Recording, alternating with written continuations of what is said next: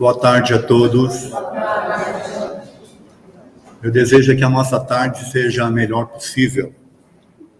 Uma tarde em que nós aqui, trocando energias, também possamos aprender coisas novas e com esse aprendizado nos transformar, para que objetivamente possamos nos melhorar.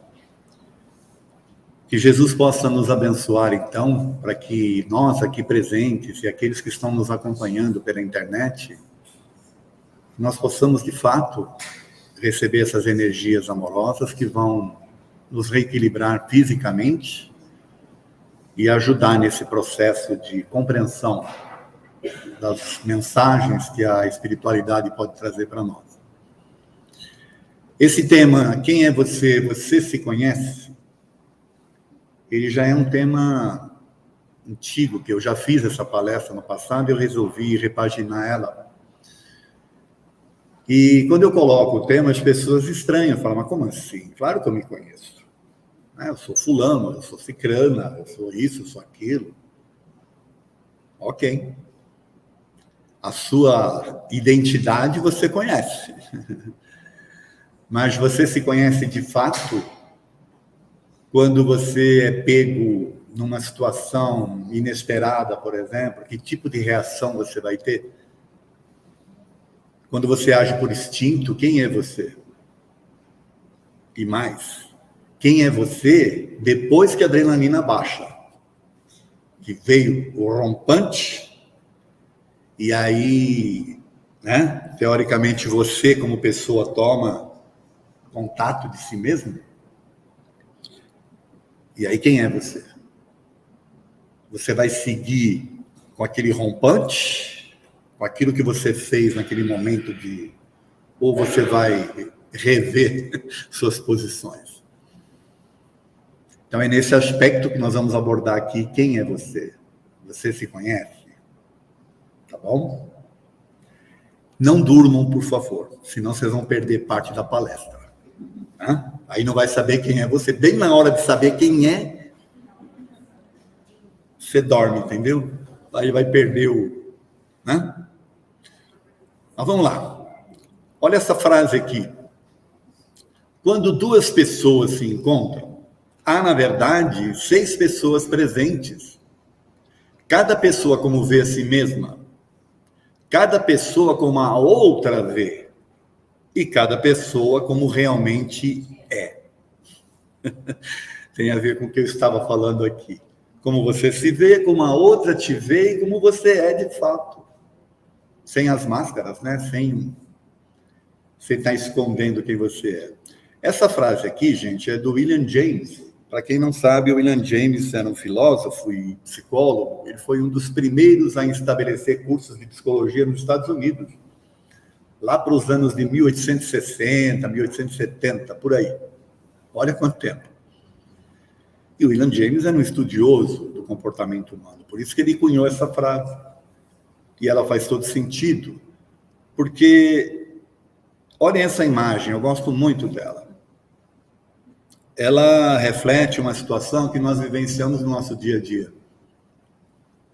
Você, para se interrelacionar, às vezes veste máscaras, se mostra simpático quando gostaria de agredir, agride quando não tem sentido nenhum, porque se sentiu incomodado, e aí, sem você perceber, você está agindo no mundo não de posse da sua consciência, de quem você é de fato, mas reagindo aos outros. Aí é que é o X da questão. Nas reações, você bota as máscaras. E depois, em muitos casos, sofre. Eu não deveria ter feito isso, eu não deveria ter falado aquilo, por que eu agi assim, porque isso, porque aquilo, e você fica sofrendo. E como você precisa se interrelacionar, como você precisa trabalhar, precisa viver num mundo em que as diferenças são muito grandes,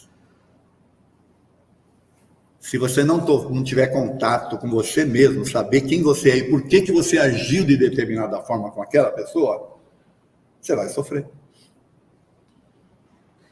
Então, isso que é uma coisa que a gente tem que ter em mente. Tá? Por isso que eu gosto dessa imagem. Quais as máscaras nós usamos? Posso contar um segredo para vocês? O espírito adora botar uma máscara. A máscara sabe? Do anjo encarnado.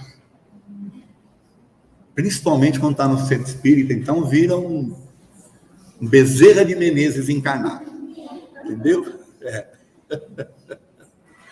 Mas pisa no pé dele para você ver como ele se mostra. É mais para relaxar um pouquinho, tá bom? Até porque eu também sou assim, né? Olha só outra frase aqui. Essa é poderosa, tá? Conhecer os outros é inteligência. Conhecer-se a si próprio é verdadeira sabedoria. Controlar os outros é força. Controlar-se a si próprio é o verdadeiro poder. Olha que profundo isso, hein? Conhecer os outros é inteligência, porque você sabe como é que você vai agir, né? Com aquela pessoa. Conhecer a si mesmo é verdadeira sabedoria. Agora, controlar os outros é poder. Eu controlo, eu mando, eu isso e aquilo. Mas só que controlar-se a si mesmo é que está aí o verdadeiro poder. Porque você vai saber de fato como agir, com quem agir, de que forma agir, sem que aquilo te afete. E essa frase não é de nenhum espírita, de nenhum psicólogo, né? Ela é do Lao Tse. Então, outra frase antiga, né, que tem aí, contém ensinamentos que a gente não presta atenção e que tem a ver com o nosso dia a dia. Então, se conhecer de fato é de extrema importância. Bom, e por que se conhecer é importante? Eis a questão. Algumas coisas a gente já viu aqui, mas vamos nos aprofundar mais. A grande maioria das pessoas estão distraídas e vivem adormecidas, sem ter uma consciência lúcida de si mesma e do sentido real da vida. Olha, é meio profundo isso aqui. Será que de fato a gente está adormecido, distraído, vivendo no mundo sem ter um sentido real da vida? Faça uma análise. Você já deve ter se perguntado, né? Por que eu estou vivendo, o que eu estou fazendo nesse mundo, o que esperam de mim, por aí afora.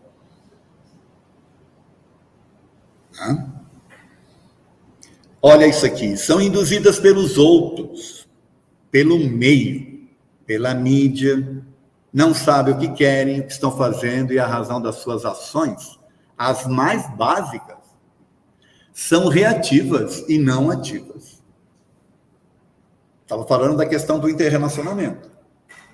Você reage, porque as pessoas demandam, elas vêm, e você vai reagindo. E dificilmente você tem uma atitude ativa, aquela que é sua de fato. Até tem, mas você às vezes confunde. Sem falar nessa questão da indução. A maioria das pessoas estão sendo... Não são vocês aqui, tá bom? Estou isentando vocês, mas a maioria daqueles que estão lá fora, vocês estão aqui dentro não, mas os que estão lá fora, estão sendo conduzidas. Essa que é a verdade. Sabe aquela coisa do pão circo? Isso é milênios e milênios e é isso que acontece. E às vezes a gente não sabe, a gente se deixa levar e naturalmente vem o sofrimento, às vezes, por causa disso. Olha, eu não gosto de tratar disso, mas é só você ver o que aconteceu nas últimas eleições aí. Essa manipulação. O que aconteceu com essa questão da vacinação? E por aí afora. Não vamos entrar nesse campo aí, não, mas só para a gente ter uma ideia, tá? De como a gente é conduzido. Bom, quando surge alguma situação em comum que produz sentimentos contraditórios, normalmente ignoram e não procuram conhecer as razões desse sentimento. Então, como você está vivendo no mundo sem ter uma plena consciência de si mesmo, né? Desperto, né? Você está reagindo a isso e aquilo, tal. Surge alguma coisa que te incomoda, você não sabe nem por quê, não sabe a razão. E aí sofre. Ao ignorarem, fatalmente irão acumular ao longo de suas vidas sentimentos não claros de medo, frustrações, tristezas, insegurança, insatisfações e o principal, falta de paz. Quando você não tem paz na consciência, então, meu Deus. Se esses sentimentos não vierem à tona, tornando-se lúcidos e aceitos, eles têm que estar lúcido e você tem que aceitar. Porque você pode também estar lúcido, mas rejeitar. Aceitar. Invariavelmente, né, produzirão dores, ansiedades, sofrimentos, desajustes, doenças psíquicas e até mesmo doenças físicas. Muitas doenças mais atuais, como depressão, estresse, síndrome do pânico, são motivadas por emoções não esclarecidas e devidamente acolhidas internamente. Há 30 anos atrás não se ouvia falar em depressão, síndrome do pânico, estresse. Estresse era coisa de gente fresca, desculpe o termo que estou usando, mas, né, antigamente, chegava na empresa para falar, estou com estresse. Dá licença. Né? Hoje não, hoje você, de fato, essas doenças são reconhecidas. Mas as causas é que não são conhecidas ainda, que se estudam. Essa questão de aceitação, de conhecimento, de saber de fato quem você é tão importante, que tem pessoas que elas estão vivendo com outras pessoas e sequer as pessoas sabem o que está acontecendo com aquela pessoa, ela está depressiva, ela está em estado, sabe? Aí acaba até cometendo atos absurdos, suicídio, por exemplo. Por quê? Porque não encontra saída. E como ela está maquiando seu sentir, né, com base, ela precisa conviver no mundo, então ela tem que maquiar. Aí vai acumulando, né, situações, chega num nível de depressão, esconde a depressão, tá? Tem pessoas que escondem, que as pessoas acham que deprimido é só aquele que está para baixo, né? Que está caracterizado, que a pessoa está apagada. Não, tem pessoas que conseguem esconder. Lembra das máscaras que a gente vai pondo? Lembram? Então tem pessoas que conseguem esconder com as máscaras. O não trabalho interior gera situações que ficam engasgadas, criando verdadeiros nós na garganta. Quem já não teve nó na garganta? Para evitar que as emoções fiquem entaladas, precisamos aprender o que efetivamente é nosso, o que deve e pode ser aceito internamente. O que é nosso e o que é dos outros. A gente tem que saber separar. Precisamos aprender a equilibrar e lidar mais conscientemente com o nosso mundo interior em relação ao mundo exterior. De fato, separar. Olha, eu agi assim com aquela pessoa por causa disso. Mas esse aí não sou eu. Agora, quem é que faz isso? Nós não fomos nem educados para isso. Para agir assim. A gente está vivendo nesse turbilhão, como eu coloquei aqui. Pois bem, então agora nós vamos entrar numa outra etapa aqui da palestra. Ninguém se conhece tão bem como aquele que mais desconfia de si próprio. Então, quer se conhecer, desconfie de você. Sabe? Desconfie mesmo. Faça questionamentos e por aí afora. É uma outra frase antiga, do Marquês de Maricá. Não? E aí, nós vamos entrar agora nessa questão aqui. Quem somos de fato? Quem sou eu, né? Quem somos de fato? Vamos entrar em algumas questões do Livro dos Espíritos. Começar pela 216, ó. Em suas novas existências, o espírito conservará traços do caráter moral das existências anteriores? O Kardec queria saber, se eu estou vivendo uma nova vida, eu trago traços do meu caráter das existências anteriores.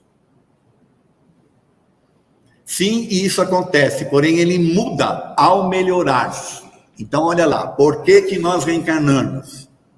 Para nos melhorarmos. Esse é o objetivo. Para mudar. Pode também ocorrer uma mudança na sua posição social. Se de senhor passa a escravo, inteiramente diversos serão seus gostos e dificilmente o reconheceríeis. Então, sabe aquela coisa do poder da frase do Lao Tse?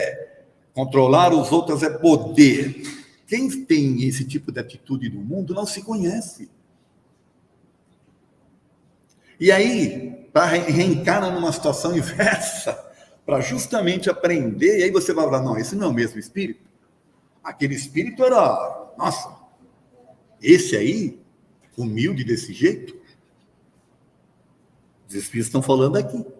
Qual o objetivo de reencarnar em situações diferentes? Aprendizados diferentes. É sempre o mesmo espírito nas diversas encarnações, então pode existir certas analogias entre as suas manifestações, se bem que modificadas pelos hábitos da posição atual que ocupa. Então pode ter analogias, mas são modificadas pela posição atual. Até que uma mudança notável lhe altere o caráter, por canto de orgulhoso e mau, pode tornar-se humilde e bondoso, se houve o arrependimento. Para ver o arrependimento, tem que ver o reconhecimento do erro. Para isso, você precisa saber que você errou de fato. 367. Unindo-se ao corpo, o espírito se identifica com a matéria, ou seja, a matéria faz alguma relação com o espírito. A matéria é apenas um envoltório do espírito, como o vestuário o é do corpo. Unindo-se ao corpo, o espírito conserva a natureza espiritual. Então, todos nós temos nossa natureza espiritual, aquilo que a gente chama de alma. Bom, 368. Após sua união com o corpo, o espírito exerce com liberdade plenas as suas faculdades. Então, agora eu estou usando um corpo novo, numa nova situação, eu tenho liberdade plena, como espírito, das minhas faculdades. O exercício das faculdades depende dos órgãos que lhe servem de instrumento. A grosseria da matéria as enfraquece. Então, olha, isso aqui é importante, tá?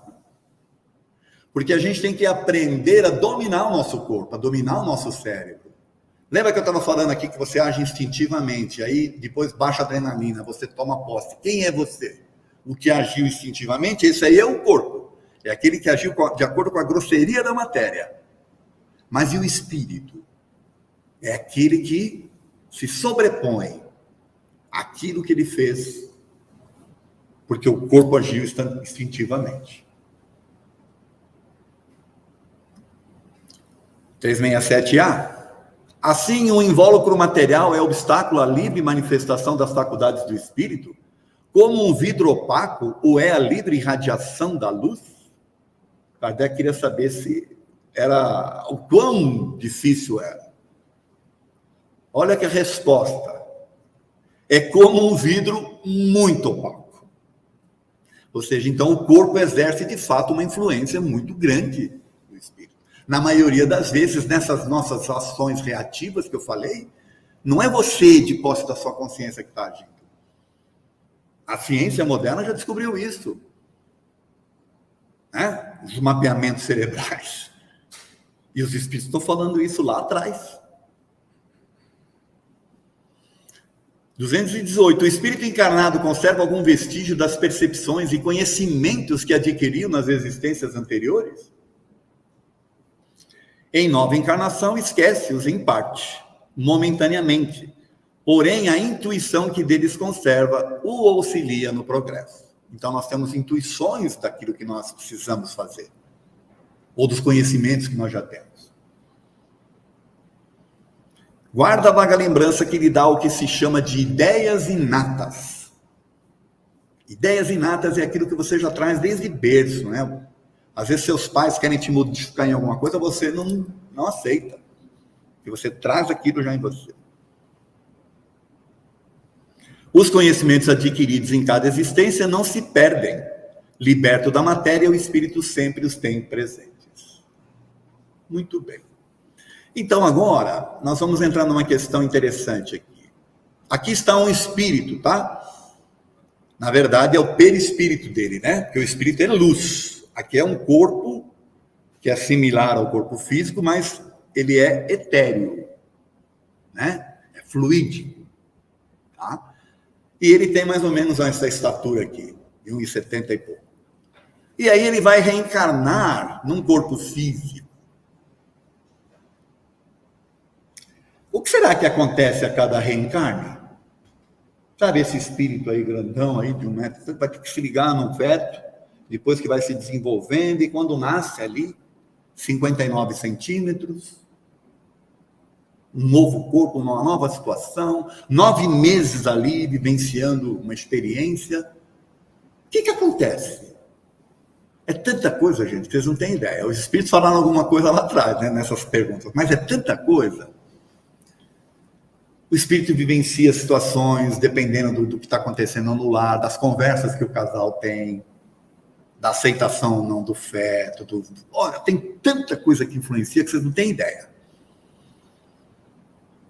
Às vezes você está vivenciando situações hoje, no teu presente aqui, que tem a ver com o teu feto, na época que você era feto. Quando era de uma vida anterior, tá? Então, é para a gente pensar. Quando você tem essa consciência, você vai tratar as coisas de maneira mais adequada com você e com os demais.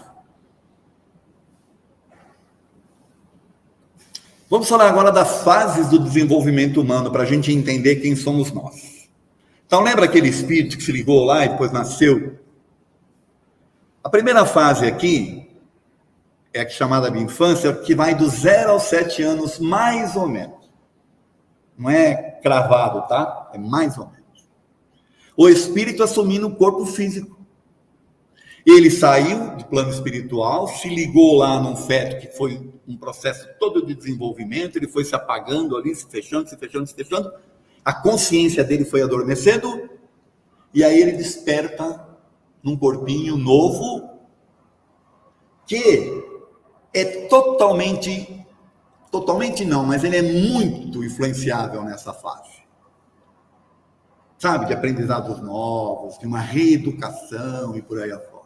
Ele começa a demonstrar coisas e aí você vai lá e o corrige. Então é uma fase muito interessante da nossa vida essa aí. O que a gente aprendeu na nossa infância com os nossos pais. A gente tem que somar com o que a gente já trouxe de bagagem, entenderam? Depois, bem aqui dos 7 aos 14 mais ou menos, que é a fase da infância, já tem algum domínio sobre o corpo e vem a fase dos questionamentos. Por quê? Porque quem tem filhos, quem sabe o que nós estamos falando. Né? E não adianta falar porque sim. Porque é assim. Não adianta. E aí ele já tem um certo domínio, porque ele já se sente mais à vontade. Naquela fase anterior, né? Aqui, ó, interessante essa fase anterior aqui. O espírito ainda tem ligação com o plano espiritual. É muito normal a criança ter contato com os espíritos, amiguinhos, né? Avós, tios que vêm ali. Ele tem contato. É normal. Por quê? Porque ele ainda está tomando conta do corpo. Nessa fase aqui, já nem tanto. Depois vem uma outra fase, que é a adolescência, que vai dos 14 aos 21, mais ou menos também. Apesar de que agora a adolescência está indo até os 40, viu? Precisa mudar isso. É verdade. Ou mais, né? Mas vamos fazer de conta que isso aqui está certo, vai. Até os 21. É a fase da autoafirmação, é uma retomada da consciência espiritual.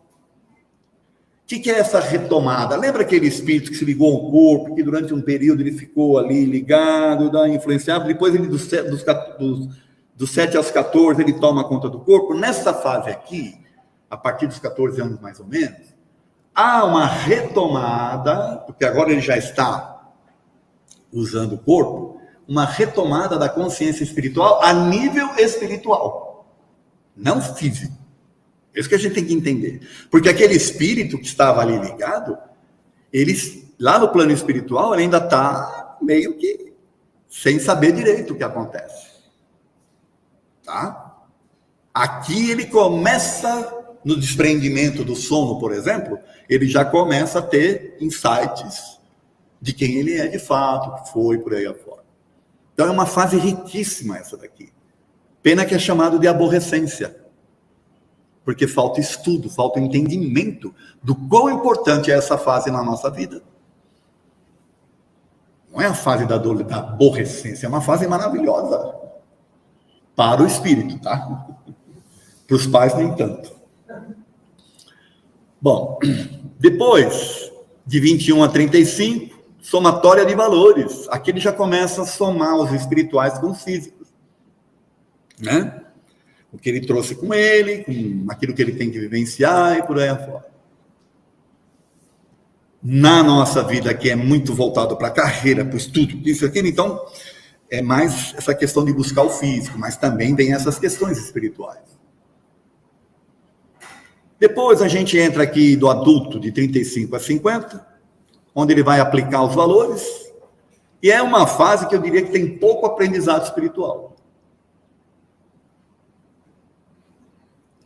Naturalmente, a gente está falando genericamente aqui, tá? É uma fase de pouco aprendizado. Por quê? Porque você vivenciou a vida, fez aquilo, já construiu família, já isso, aquilo, e você está vivenciando a parte física o máximo possível. Mas aí chega essa outra fase aqui, feliz daquele que chega lá, tá? Que é de 51 a 65, mais ou menos. Retorno aos valores espirituais, e aqui começam outros questionamentos. Já não é mais aquele questionamento da criança querendo saber da vida em si. Já são questionamentos a nível espiritual. O que é que acontece se eu bater as botas, por exemplo? Né? O que é a vida, o que é isso, o que é aquilo, por que isso, o que é aquilo, por aí afora. Depois, feliz também daquele que chegar aqui, né? Acima dos 65. Vem a reafirmação dos valores espirituais e ele está se preparando para o desencarne. É o meu caso. Uai. Já passei, gente, da zero, já estou nessa fase aqui. Do bater as botas, de voltar, entendeu? E aí? Então é uma fase que você começa, de fato, a buscar outros valores. A repensar algumas coisas, e por aí afora, para se preparar para esse regresso, para a verdadeira vida, porque a vida verdadeira não é essa, é a do plano espiritual. O próprio corpo colabora, porque ele vai cedendo, né? Aquele vigor todo que você tinha durante as fases, ele vai cedendo aqui.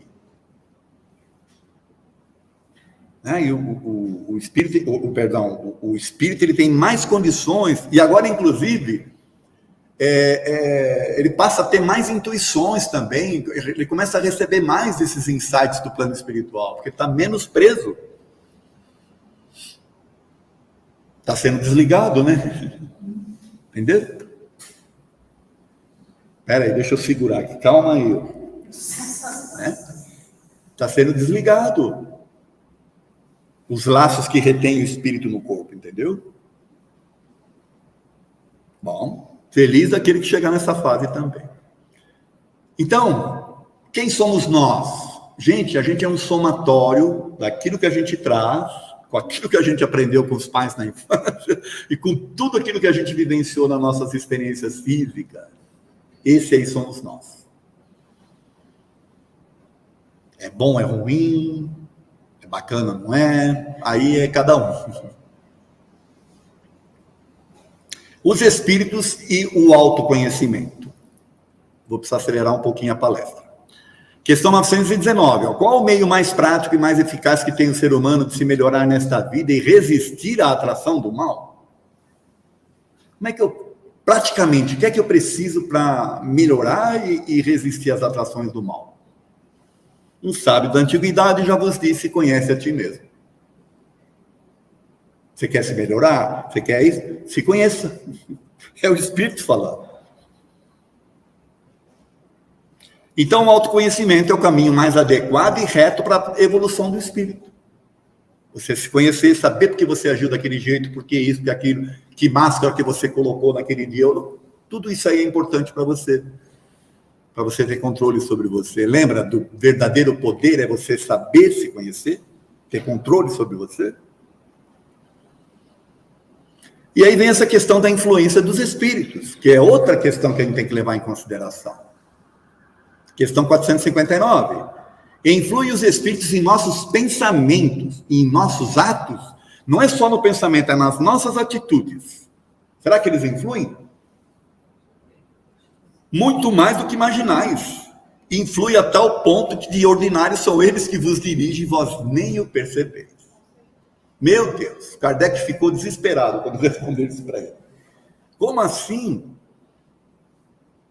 Então, olha que interessante, você que está aqui agindo num mundo distraidão, sendo controlado pela mídia, sei lá, e de repente você também está sendo incentivado pelos espíritos. E dependendo do nível de interesses que você tem, dos seus valores, aquilo com que você se liga no mundo, você vai se ligar também no mundo espiritual. E vai ser incentivado por eles. Olha que coisa.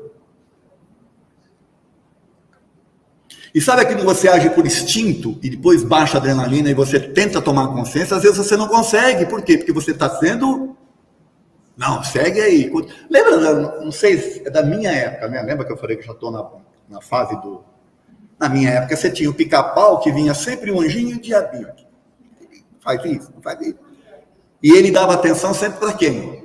Para o anjinho? Não. Né? A influência espiritual é algo a ser levado muito a sério no processo do nosso autoconhecimento. Então tem essa outra questão. Até que ponto sou eu ou até que ponto eu também estou sendo influenciado? Questão 460. Com os pensamentos que nos são próprios, haverá outros que nos sejam sugeridos? Vossa alma é um espírito que pensa, não ignorais que frequentemente muitos pensamentos sobre o mesmo assunto vos acodem ao mesmo tempo, não raro contrários uns aos outros. Sabe quando você fica naquela dúvida, faço ou não faço? Pois bem, no conjunto deles estão sempre se misturando os vossos com os nossos. Daí a incerteza que vocês é que tendes em vós duas ideias a se combaterem. Se você não se esforçar em saber quem é realmente, será muito difícil distinguir o que é seu e o que lhe é sugerido, ou ainda, imposto, nesse caso aí. Olha essa frase. Considero o conhecimento de si mesmo como uma fonte de preocupações, de inquietações e de tormentos. Por isso eu me frequento o menos possível.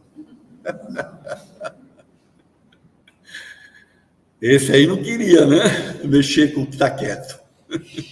É o Anatoly France. E aí nós vamos entrar nessa questão aqui, ó. Será que é possível ter receio de nós mesmos? Você ter medo de você? Quem é você? De descobrir quem é você? Muitas pessoas têm receio de si mesmas, levadas por crenças antigas limitantes de culpas e pecados. Se iludem, anulando e escondendo seus sentimentos, não se aceitando como verdadeiramente os são. Por isso que eu fiz a questão. Será que você tem medo de você, de saber quem você é? Você se acha pecador, se acha isso, aquilo, tem que pagar. O espírito acha que está aqui para pagar, que está dívida, débito, fez mal no passado, aí veio aqui para sofrer. Tem essas coisas todas que a gente carrega com a gente. E não tem nada disso. São só ideias. Daqueles que não pensam. Não são vocês também, tá? Isso faz com que sofram muito, pois convivem constantemente com sentimentos de medos, inseguranças, incertezas, angústias e cobranças. Olha os sentimentos novamente. Nós vimos na resposta à questão 459 que a influência espiritual exerce um importante e constante papel nos nossos sentimentos. Então, como distinguir o que é nosso? Está aí a importância de nos conhecermos e nos aceitarmos como de fato somos. Afinal, ninguém é melhor nem pior do que ninguém. Pode acreditar, os melhores não estão aqui encarnados, tá? Tá bom? Por isso não devemos ter medo do que ou ainda quem nós somos. Nós não temos que ter medo. Deus acreditou na gente, deu oportunidade para a gente viver, nós passamos por um processo reencarnatório, para quê? Ele apostou em nós. Nós vamos desistir da gente? Tudo que nos irrita nos outros pode nos levar ao entendimento de nós mesmos. Será? Essa frase aí do Carl Jung. E aí nós vamos entrar nessa questão aqui, ó. Para se conhecer é preciso se aceitar. Senão você não vai se aceitar, não vai se conhecer. Dificilmente terá autoconhecimento se não houver plena aceitação, consideração e respeito por si mesmo. Plena aceitação, consideração e respeito por si mesmo. Vocês não têm ideia da quantidade de pessoas que não se respeitam. Não se respeitam mesmo. Somos carregados de processos de culpas que nos limitam, atemorizam e paralisam. Inconscientemente engavetamos os sentimentos que não são considerados bons, escondendo de nós mesmos. Isso é inconsciente. Vou dar um exemplo simples. Às vezes você teve lá um rompante de raiva quando você era bebê, ou mais jovem um pouco ali, mais na infância, aí seus pais vêm. Não está errado, né? Porque os pais do momento falam, isso está errado, não pode ser assim, blá, blá, blá, blá, dá aquele sermão. Então você aprende que ter raiva é algo ruim. Seus pais conseguiram eliminar em você os processos de raiva? Ou eles só conseguiram fazer com que você os engolisse e não demonstrasse? Lembra da máscara? Só que nós temos raiva, faz parte do instinto. Se você não aceitar, você não vai trabalhar isso, entende? Então você precisa aceitar que você tem, para daí trabalhar. Você começa a prestar atenção quando é que você sente raiva, quando não sente, por que sente, e aí você começa esse processo de autoconhecimento e desenvolvimento de si mesmo, no domínio do seu corpo. O acomportamento dos erros, além de falso, mantém a pessoa com uma certa paz consigo mesma, mas extremamente crítica em relação a uma situação idêntica nos outros. A pessoa esquece que ao apontar o dedo, ela está apontando um outro para ela aqui, né? Cuidado com essa coisa, quando você critica demais os outros, né? Comece a olhar para dentro de você. Então, aprender a se auto-perdoar é o primeiro grande passo para a aceitação de si, sem receio dos seus erros e equívocos. Auxilia também na aceitação dos demais. Quer aprender a se conhecer? De fato, se perdoe, se aceite. E aí você passa a aceitar o outro. Jesus fala sobre a aceitação de si mesmo. Nossa, Jesus falou sobre isso? Falou. Jesus afirmou a necessidade de respeito e aceitação de si mesmo quando declarou: amarás o teu próximo como a ti mesmo. Amarás o teu próximo como a ti mesmo. Então você precisa se amar. Confirma isso quando nos diz, a candeia do corpo são os olhos. De sorte que se os teus olhos forem bons, todo o teu corpo terá luz. Porém, se teus olhos forem maus, o teu corpo será tenebroso. Então, quando você não se aceita, você se apaga, você se torna tenebroso. Quando você se aceita, você se ilumina. Porque nós somos luz. Também afirmou a necessidade de revermos nossos atos sem receio. Sabe aquela de se perdoar? Com dignidade, né? Sem receio e dignidade. Quando disse a mulher adúltera: vai, não peques mais. A mulher ia ser apedrejada, meu Deus do céu. Todo mundo conhece essa passagem, né? Ela ia ser apedrejada. Ele poderia condenar a mulher. Falou, não, mulher, você aprendeu aí uma lição, né? Vai. Não peca mais, foi um aprendizado. Se perdoe, siga. Ainda reafirma isso quando nos apresenta a parábola do filho pródigo e a parábola das 100 ovelhas, mostrando-nos de que Deus não nos julga e condena. Filho pródigo é aquele que sai, apronta, se arrepende e volta. Aí Deus o acolhe. Quantos de nós aqui não somos filhos pródigos? Precisando do acolhimento. E a parábola das 100 ovelhas é essa. O pastor tem 100 ovelhas, uma delas se perde. Ele deixa as 99 lá e não descansa enquanto não for à busca da primeira e recolher aquela primeira que se perdeu. Esse é Deus conosco. Né? Olha que coisa linda que é o Evangelho, né? Nunca é demasiado tarde para seres aquilo que deverias ter sido. Pô, mas eu estou no 66, indo para o... Ainda é tempo. George Sand é que eu esqueci o nome dela. George Sand é um pseudônimo dela, que ela usava como escritora, porque ela não era aceita. Naquela época não se aceitava escritoras mulheres. Olha o absurdo. O ser humano é difícil mesmo. Né? Como conhecer a si mesmo? Vamos descobrir? Questão 900, lembra da 919? Se conhecer é importante. Qual o meio de se conhecer a si mesmo? Fazer o que eu fazia quando vivi na Terra. Ao fim do dia eu interrogava a minha consciência, passava revista ao que fizer e perguntava a mim mesmo se não faltara algum dever. Se ninguém tivera motivo para mim, quer dizer, para de mim se queixar. Isso aí é o Santo Agostinho falando. Então ele fazia uma revista, sabe, das atitudes que ele teve. Por que ele agiu daquele jeito, por aí afora? Então ele estava aprendendo ali quando ele usou uma máscara, quando não, quando ele precisou disso. Ou seja, ele estava fazendo um processo de entender quem ele era e por que ele agiu como determinada forma.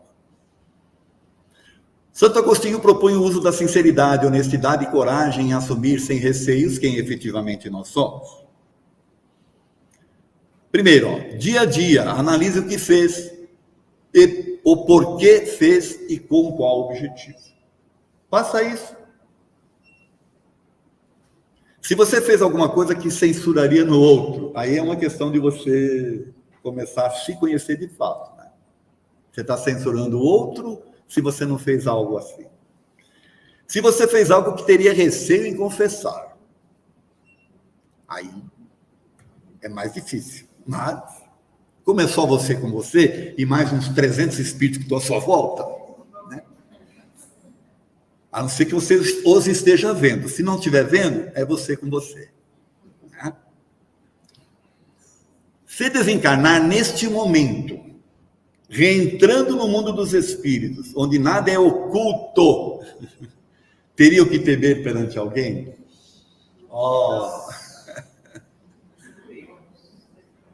O objetivo disso aqui não é punitivo, é instrutivo, tá? Para você ir trabalhando isso. Examine o que pode ter feito contra Deus, contra o vosso próximo e, enfim, contra você mesmo. E agora, para fechar a palestra, eu vou colocar aqui outras perguntas, tá? Essas são mais ou menos para o nosso dia a dia aí. Outras perguntas que a gente pode se fazer. Vai lá de frente do espelho e começa a fazer as perguntas, tá bom? Que nem o rapaz está fazendo aí. Veja se não tem ninguém em casa, senão vão te chamar de louco, tá? Vou querer te internar. Ou vão trazer para o Manuel Bento achando que você é médium. Qual a sua definição de sucesso na vida? O que é ter sucesso? Isso é interessante. Nós estamos falando aqui de aprendizados espirituais, tá bom? Para a vida em si, ter sucesso é ter coisas. Mas e para o espírito? O que é ter sucesso? Hã? Com quem e como você gosta de passar o seu tempo? Também é outra coisa interessante. Porque você vai começando a traçar um perfil, né? Qual é o seu objetivo de vida? Quais são as pessoas mais especiais para você? Ó, não esquece de se incluir, tá? Você sabe quais são os seus valores pessoais? Os defeitos eu sei que você tem tudo de cor. Mas e os valores, você sabe quais são? A gente não foi educado a aprender a saber os nossos valores. Você está mesmo vivendo de acordo com os seus valores? Então, você primeiro precisa classificar quais são os seus valores. Depois você está vivendo de acordo com esses valores? O que mais te chateia e mais te estressa? É bom perguntar, né? O que te deixa triste ou te deixa feliz? O que te apavora e o que te motiva? Aquilo que te retrai e aquilo que te faz seguir. Quais são as 5 qualidades mais preciosas? As suas 5 qualidades. Difícil, né? Mas tem que descobrir. Essa coisa de você ficar só relatando o complicado, isso é do passado, gente. Essa fase em que a gente era culpado pelas coisas, entendeu? Agora nós descobrimos que nós não somos culpados, nós somos aprendizes. Nós estamos aqui num processo de desenvolvimento. Então eu preciso saber os meus erros, eu sei. Agora eu preciso saber quais são as minhas qualidades também para fazer um contrapeso. Até para mostrar lá no plano espiritual a fichinha. Falar, ó, tá vendo? Né? Aí sim, ó. Aqui são 5 qualidades, aqui é só 3, tá bom? Não, você vai se perder aí. Haja papel para anotar. O que você precisa fazer para exaltar as suas qualidades e diminuir os seus defeitos? Aqui já começa um processo legal.